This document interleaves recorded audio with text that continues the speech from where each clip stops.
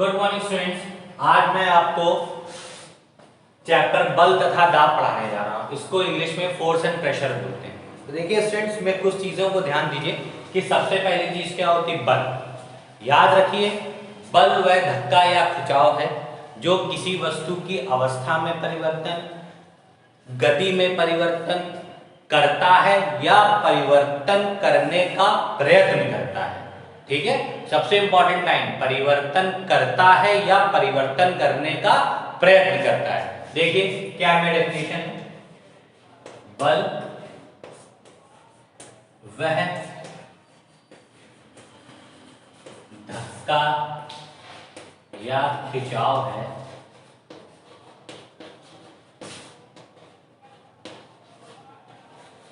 जो किसी वस्तु को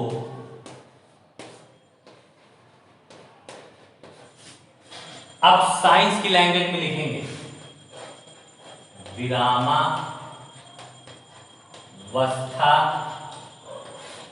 से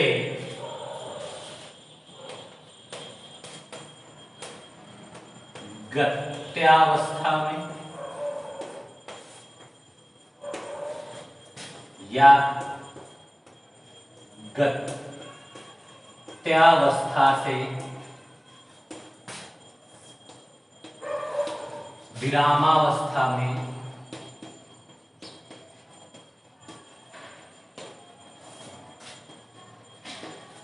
लाता है या लाने का प्रयत्न करता है।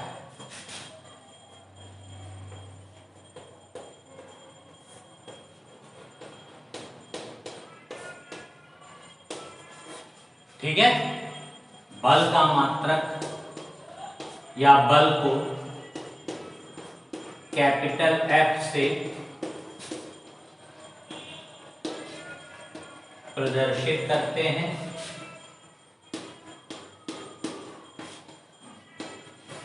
इसका मात्रक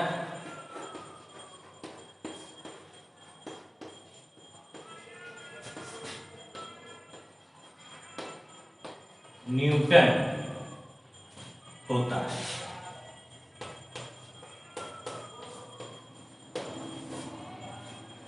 अब सपोज कीजिए स्टूडेंट्स, ये एक वस्तु है जो इस समय विरामावस्था में है।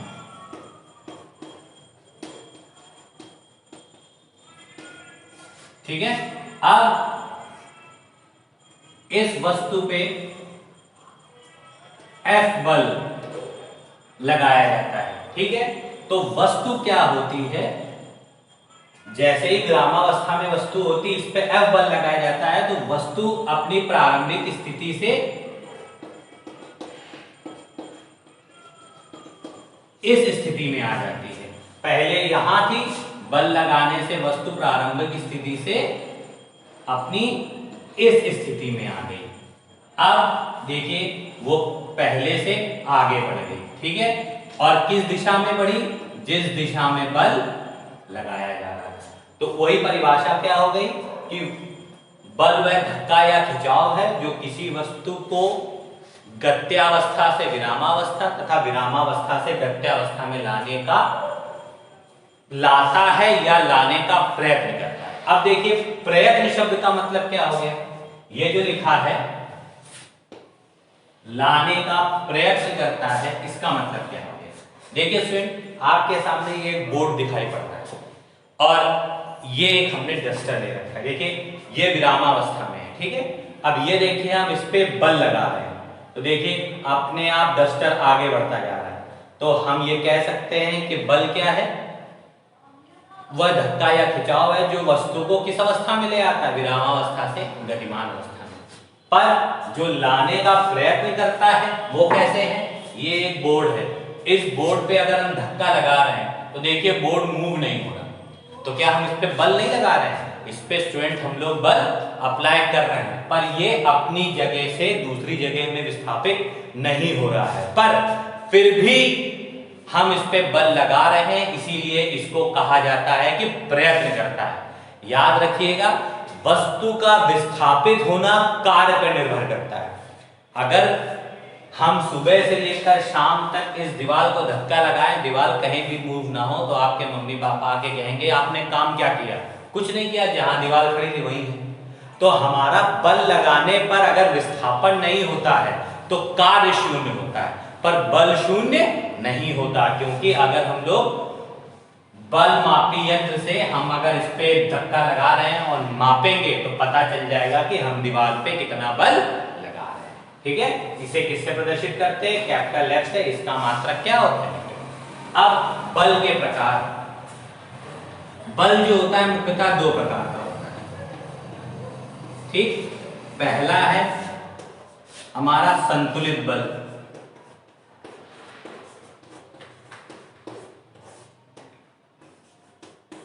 जिसको इंग्लिश में बोलते हैं हम लोग बैलेंस फोर्स। दूसरा है हमारा असंतुलित बल,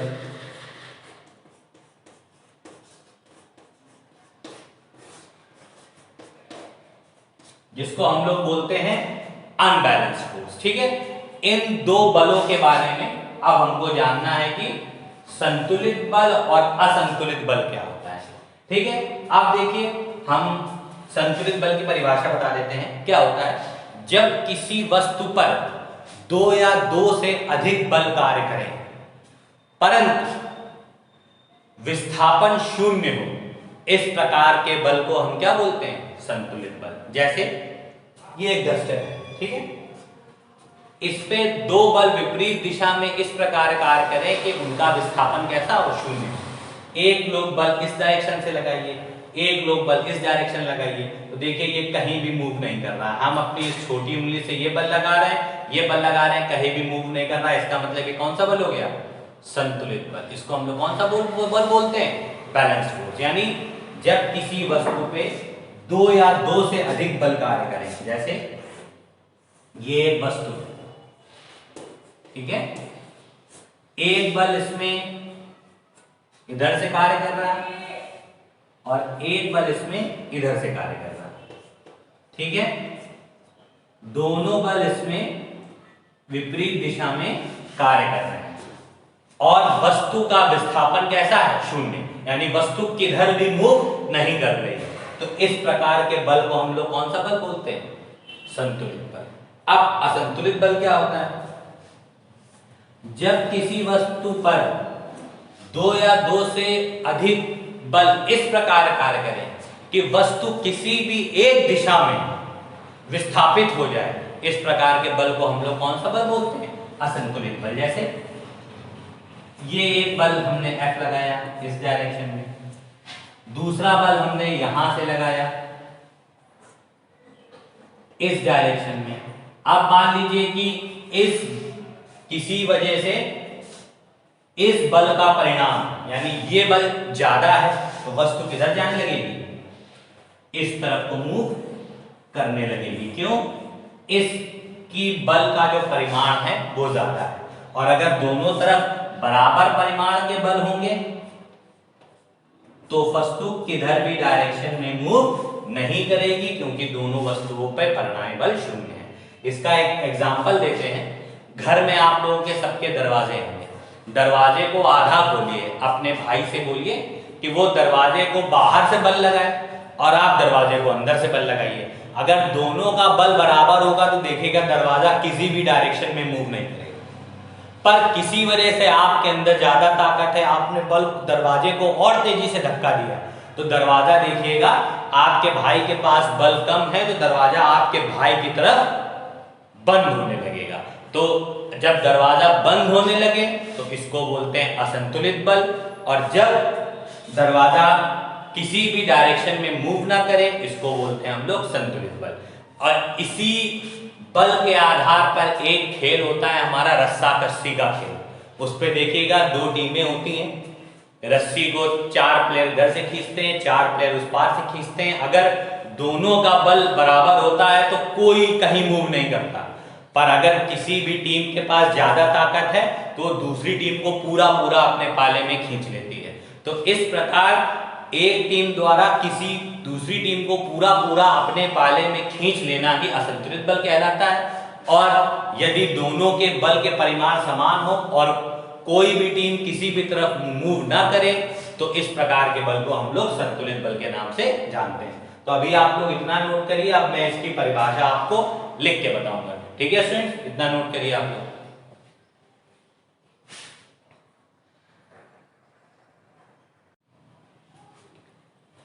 देखिए सर, संतुलित बल क्या होता है? जब किसी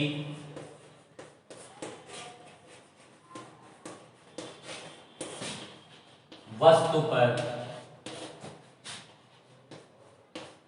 दो या दो से अधिक बल इस प्रकार कार्य करें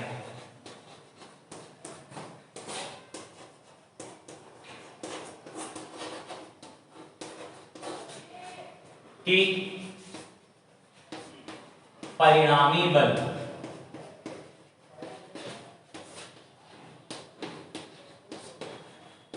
शून्य हो, तो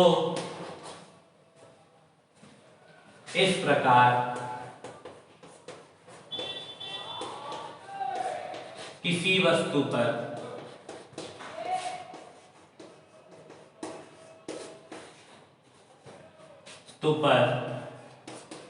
लगने वाला बल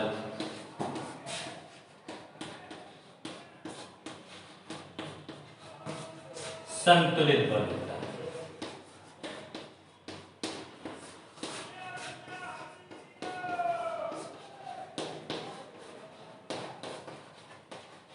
ओके स्टूडेंट्स, अभी मैंने आपको समझाया था, ये एक वस्तु है, एक वस्तु पे बल इस डायरेक्शन से लग रहा है, इस वस्तु पे बल इस डायरेक्शन से लग रहा है, वस्तु किसी भी दिशा में नहीं जा रही है, इसका मतलब ये बल कैसा हो गया? संतुलित बल। अब असंतुलित बल क्या होता है?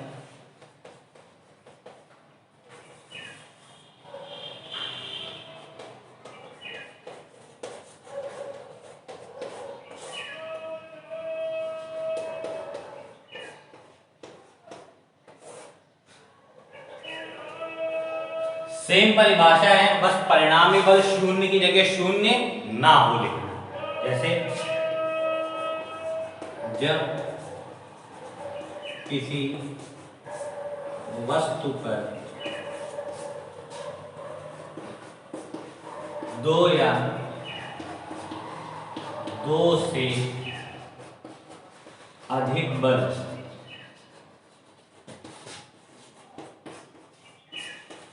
इस प्रकार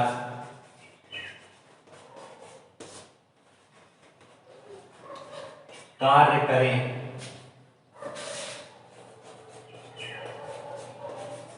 कि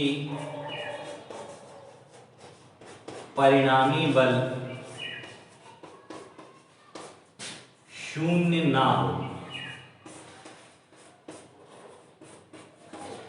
इस प्रकार वस्तु पर लगने वाला बल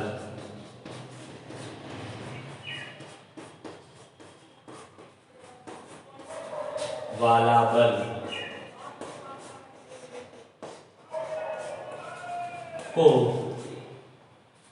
लगने वाले बल को असंतुलित बल कहते हैं।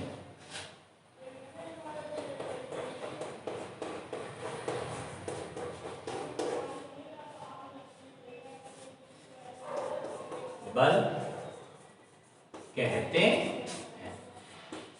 देखिए स्टूडेंट्स, फिर से यही फिगर मेंटेन करते हैं। अब एक बल इसमें यहां से कर रहा है F, दूसरा बल इसमें यहां से लगा रहा है F। किसी वजह से ये बल की क्षमता अधिक है और इसकी कम है, तो वस्तु किस दिशा में गति करेगी? इस दिशा में वस्तु क्या करने लगेगी? गति करने लगेगी। तो इस प्रकार के बल को हम लोग किस बल से नाम जानते हैं? असंतुलित बल के। तो ठीक है स्टूडेंट, आज आपका बल टॉपिक में 3 टॉपिक्स कंप्लीट हुए हैं, अभी आगे और भी हैं। तब तक आप लोग इन तीनों को अच्छी तरह समझिए और कुछ भी समझ में ना आए तो मैसेज या कॉल के थ्रू पूछिएगा। Okay students, thank you and have a nice day.